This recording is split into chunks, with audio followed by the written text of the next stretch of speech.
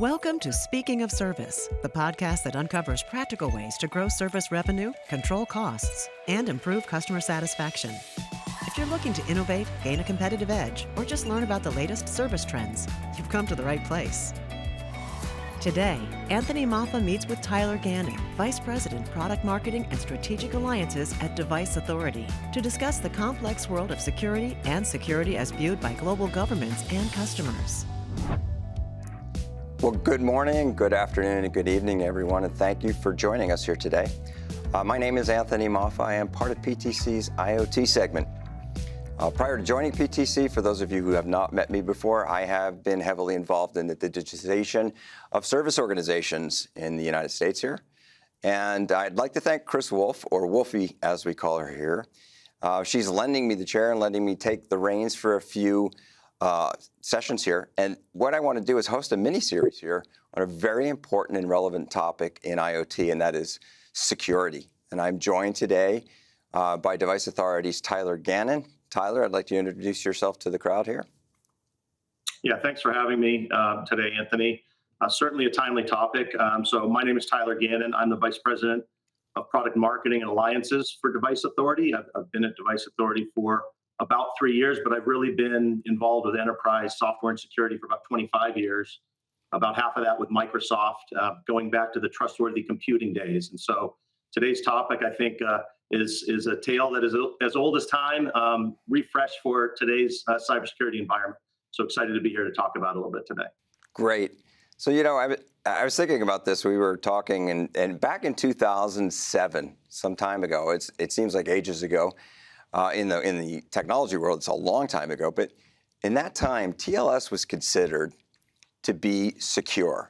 That's the way we did secure communications. As long as you had TLS, that's what we had. And today, though, field service organizations, they're really paying more attention to security because there are more threats. There are more opportunities. There are a significant number of people out there trying to basically take hold of, and it's essentially identity theft for assets as opposed to identity theft for people. And they use that content, they use that material to get information about people or to make access into environments. Now, we are heavily invested as PTC. We have a large number of engineers who are invested in the world of security.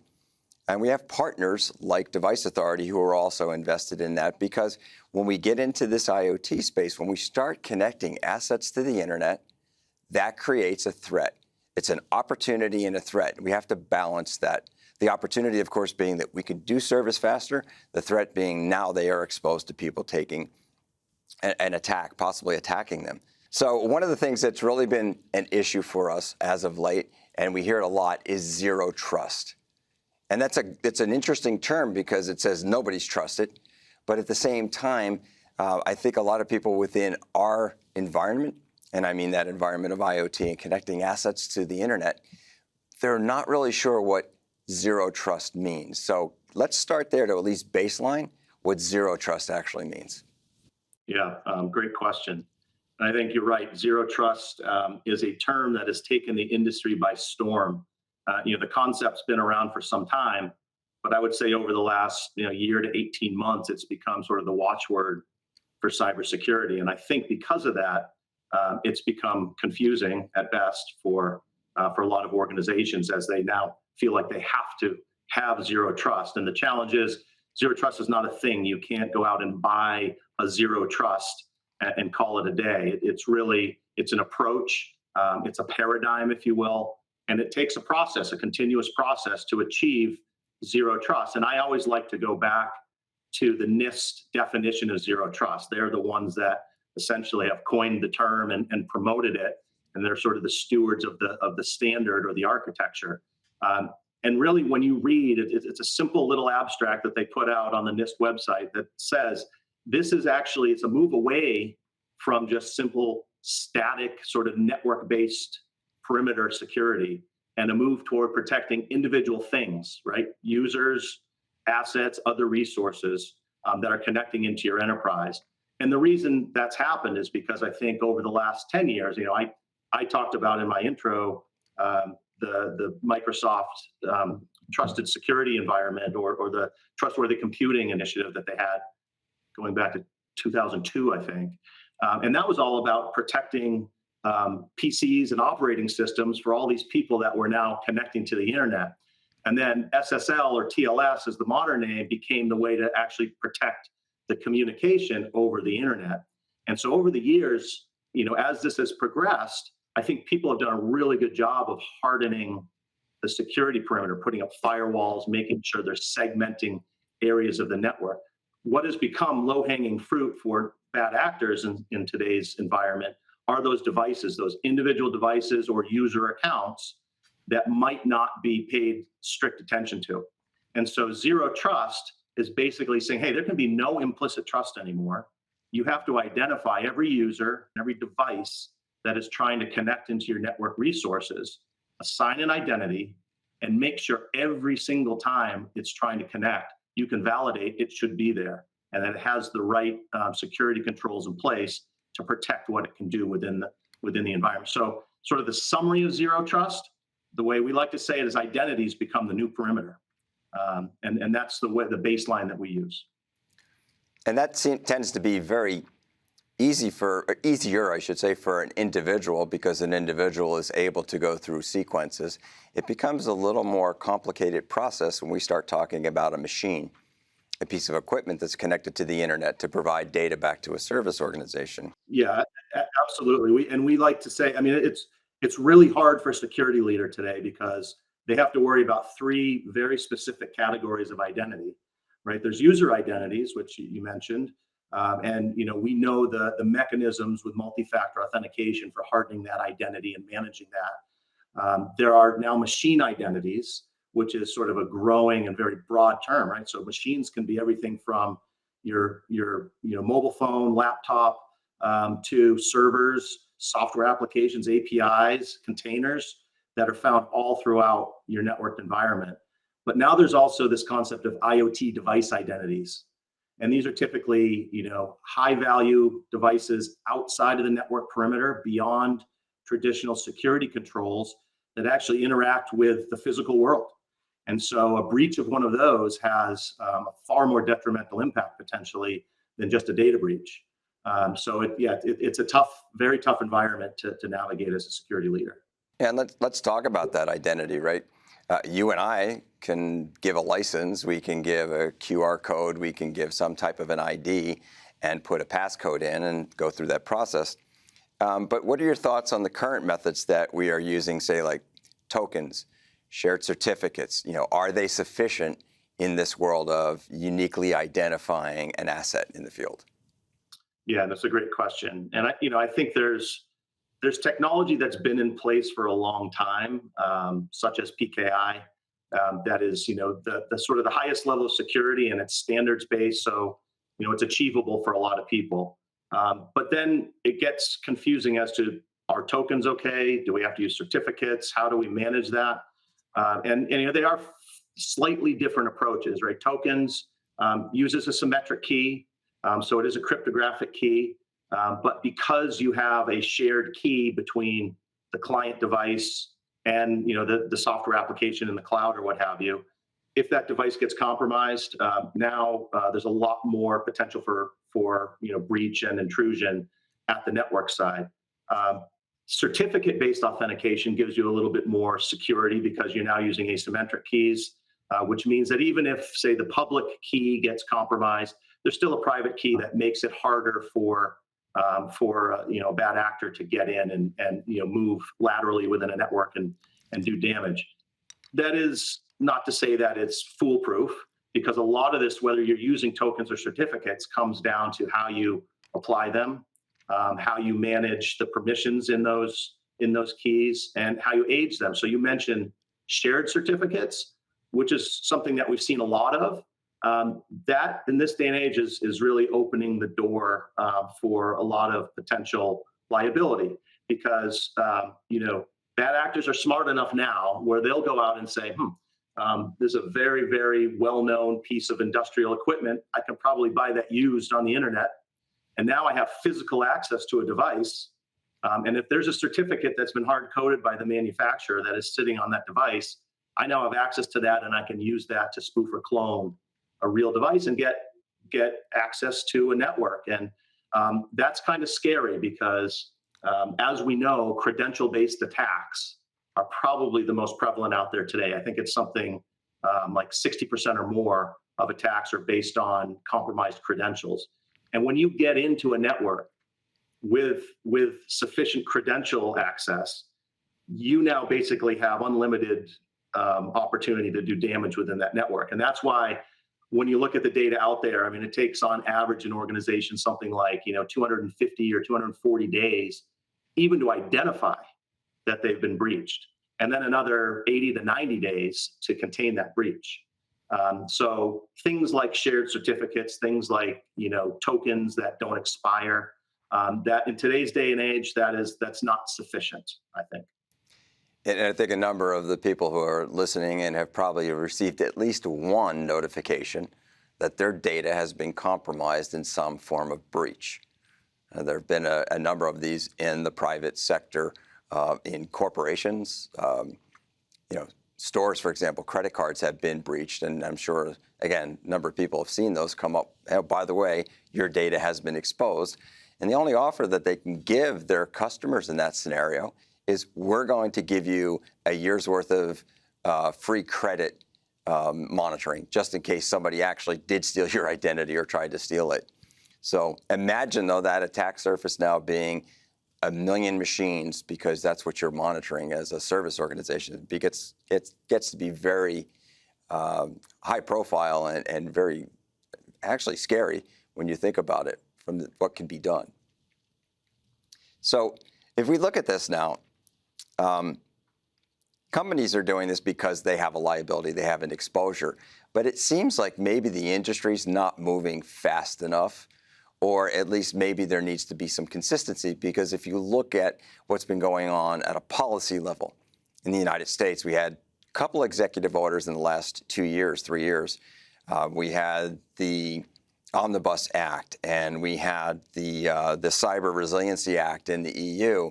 So the governments are trying now to present a profile that is a best case scenario. So what are your take on some of those? Yeah, absolutely. And you mentioned 3 really important ones that I think have all been big drivers of zero trust as a security trend. Certainly the White House executive order in 2021, 14028, that sort of kicked off this notion of government backing of an industry trend, right?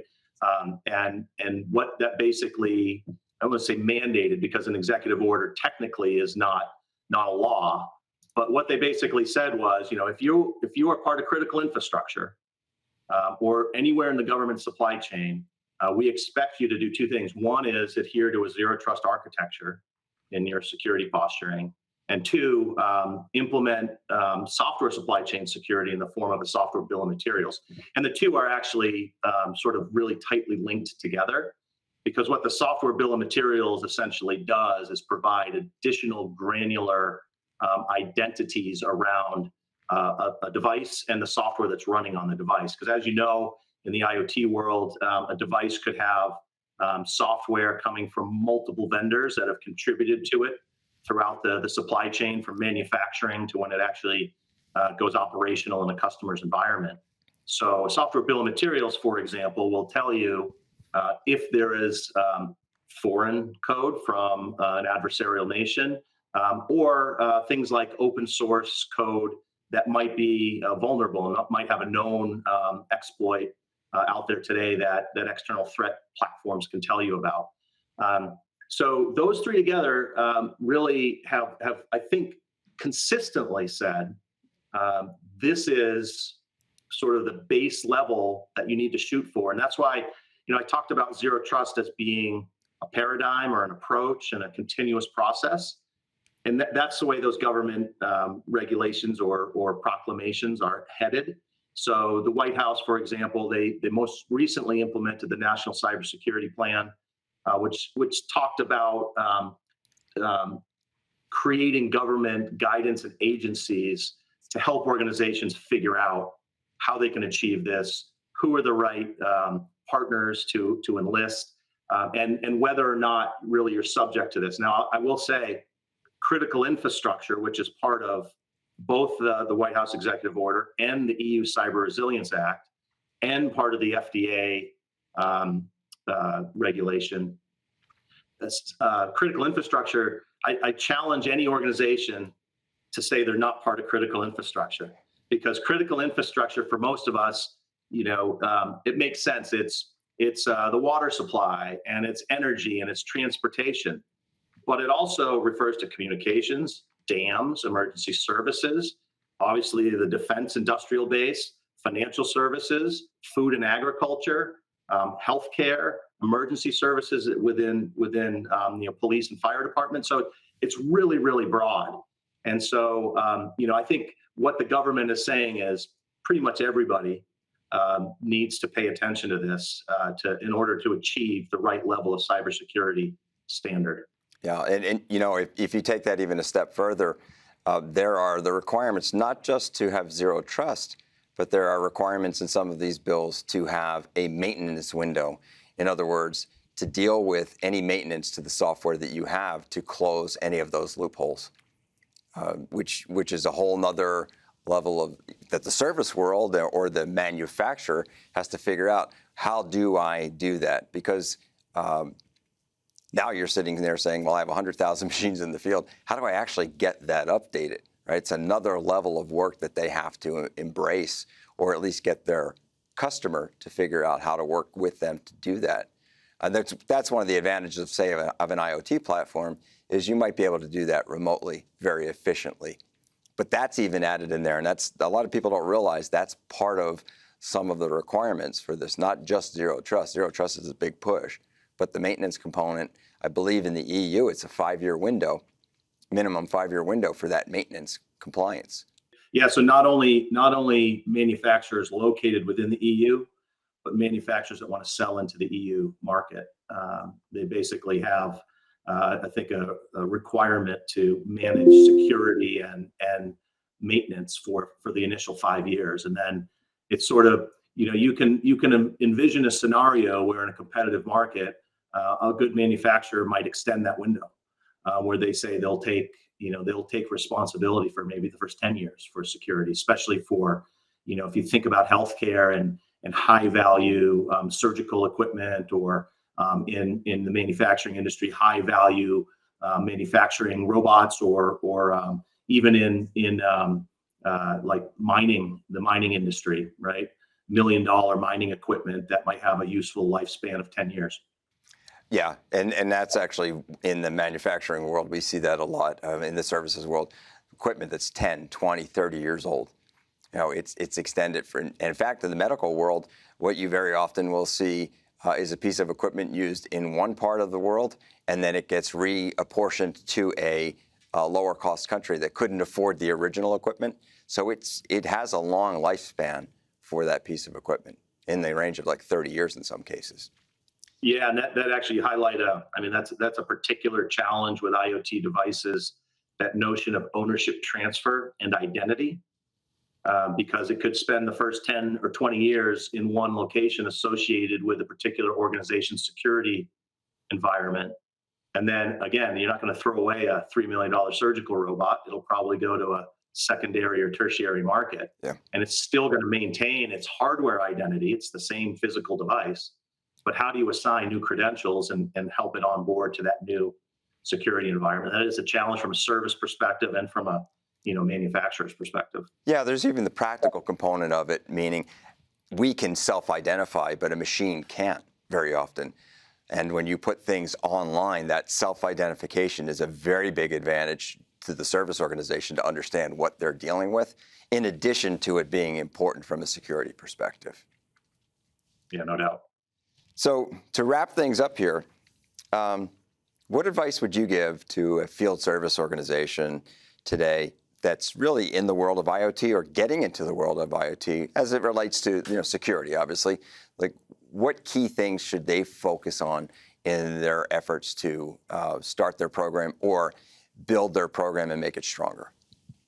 Yeah, no, fantastic question. And I think, we've covered a number of those. I think one is really understand the legislative landscape today, because depending on what market you're in, what is today an executive order could very easily become, a law, that, with certain requirements for security posture and basic levels, and understand, I think, where you sit within the critical infrastructure landscape.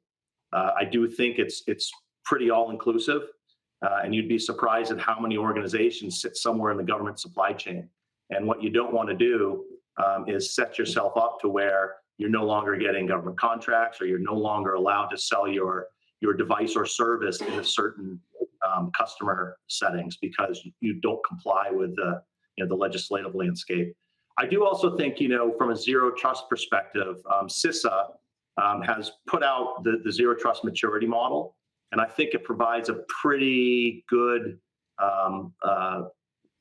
model for looking at where we sit today and where we might get to. Because it kind of starts with basic, which is, all of our security is manual, and enforcement of security policy is all manual. And that's, I think, where a lot of organizations are today.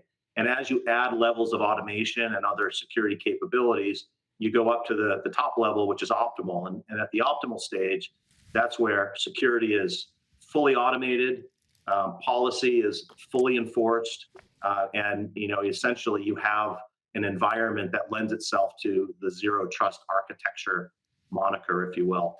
So I think understanding those environments and where the particular product or customer scenario that you're servicing sits within that will help you maybe be consultative to the customer, and maybe be able to predict what you might have to achieve in the future, because you don't want to be caught being out of compliance and having a supply chain come offline because a product doesn't meet certain security regulations. Yeah, and those are great insights, because realistically, to your point, security is no longer a nicety.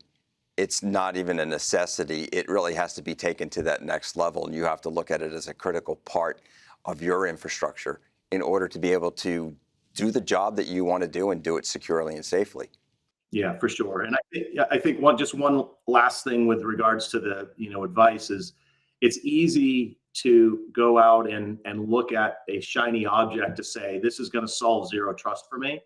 But I think it's more appropriate to figure out what's your use case, what's gonna deliver the most value, and find the technology that works for that specific use case, rather than taking a one-size-fits-all approach. Because there are a lot of choices out there, and zero trust is used, I think, a little too much in the market to describe a product or service, and it doesn't always. Again, if you're talking about network-based security only, I think it's doing a disservice to the customer. You really do need to look at those, individual devices, individual users, and so forth. Yeah, and that's a great way to wrap this up. This is really not a thing; it's a journey, right? This is it's not a sprint; it's a marathon motif, because we're continually evolving. That's what we've seen in the world of security. It's not, I've implemented and I'm secure. I've implemented and I've had to add and add and add to that process. And in some cases, have even had to pull back and reform that service offering or that security component to change based on what's going on in the world today. Well, I'd like to thank Tyler for joining us today. I enjoyed it. It was a great discussion that we've had here. And I'd like to let everybody know that we have a couple of upcoming episodes. I did say it was a mini-series. James Penny from Device Authority will be joining us to talk about the impact of AI in the world of IoT. And in addition to that, we're going to bring one of our customers in, Fujifilm Sonosite, to talk about how they looked at security and how they upgraded their security profile in their IoT program. So thank you for joining us today, and we look forward to seeing you in the future. Thanks for listening to the Speaking of Service podcast, brought to you by PTC. If you enjoyed this episode, please subscribe wherever you get your podcasts and leave a rating or review. And be sure to check out other episodes to hear new perspectives on improving life for aftermarket professionals, service teams, and the customers they support. If you have a topic of interest or want to provide feedback, email us at speakingofservice@ptc.com or visit us at ptc.com/speakingofservice.